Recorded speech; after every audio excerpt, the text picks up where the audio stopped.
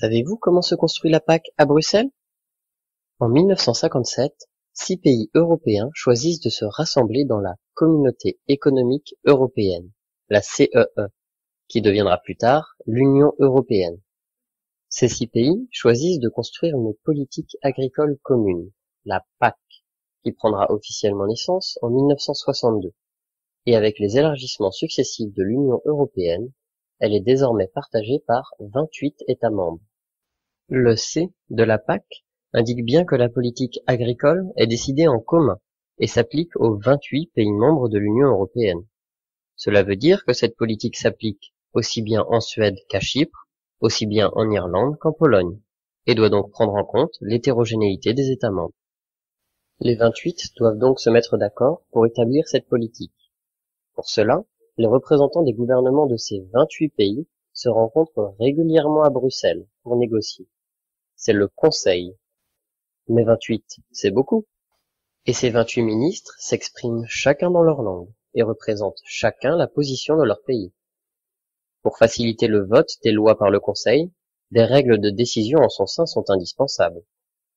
Les pays votent et une décision n'est adoptée par le Conseil que si elle emporte un certain nombre de voix. Les pays les plus peuplés ont plus de voix et donc plus de poids dans la décision. Mais des petits pays qui s'allient peuvent faire obstacle à une décision qui ne leur convient pas. Pour organiser les décisions, on nomme un pays comme chef d'équipe. Il est chargé d'établir l'ordre du jour des réunions. On dit qu'il assume la présidence de l'Union européenne. C'est une présidence tournante qui change tous les 6 mois. La France a été présidente de juillet à décembre 2008 et elle ne redeviendra présidente qu'après 2020. Il est important que les citoyens aussi aient leur mot à dire. Mais nous sommes plus de 500 millions d'habitants dans l'Union européenne. Nous ne pouvons pas tous aller à Bruxelles. La solution est la même qu'à l'échelle nationale. Élire des députés pour représenter les citoyens. Ces députés européens sont 751 et se rassemblent au sein d'une autre institution de Bruxelles, le Parlement européen. Les députés discutent et votent les lois européennes aux côtés du Conseil.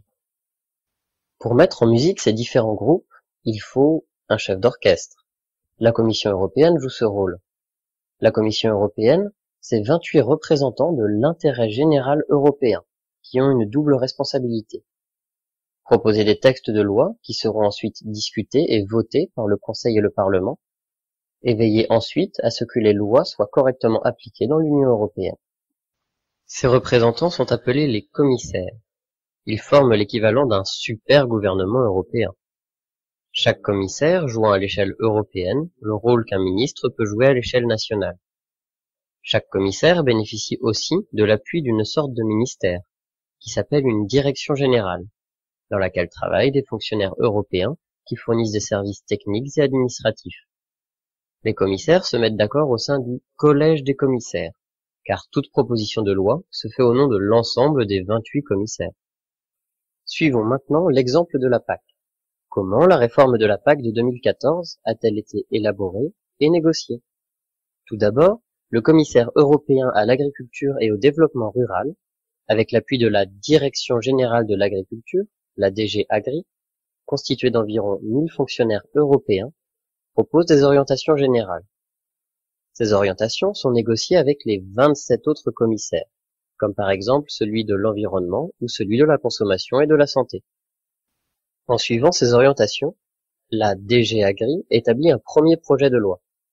Ce texte est soumis ensuite aux organes législatifs de l'Union européenne, le Conseil et le Parlement.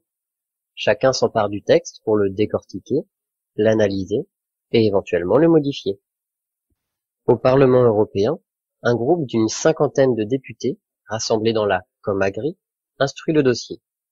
Ils lisent le texte, proposé par le commissaire et la DG Agri, écrivent un rapport et proposent des amendements, c'est-à-dire des modifications du texte, qu'ils font voter d'abord par la Comagri à Bruxelles, puis en séance plénière par les 751 députés à Strasbourg.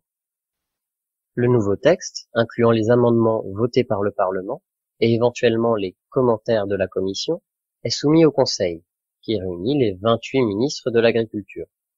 Le Conseil doit alors finaliser et voter sur la base de ce texte ce qu'on appelle une position commune, qui prend en compte ces propositions.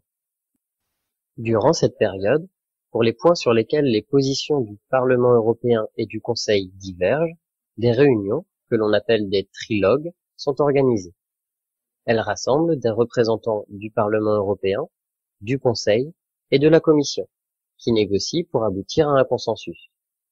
L'accord obtenu au cours des trilogues doit ensuite être adopté formellement par le Conseil et le Parlement. Dans certains cas, quand un accord ne peut pas être trouvé, une deuxième procédure est lancée, avec un vote en deuxième lecture au Parlement. La réforme de la PAC a été adoptée en décembre 2013, sans avoir besoin de passer par une procédure de deuxième lecture. Une fois le texte voté, la Commission, qui a le pouvoir exécutif, s'assure de sa mise en œuvre effective.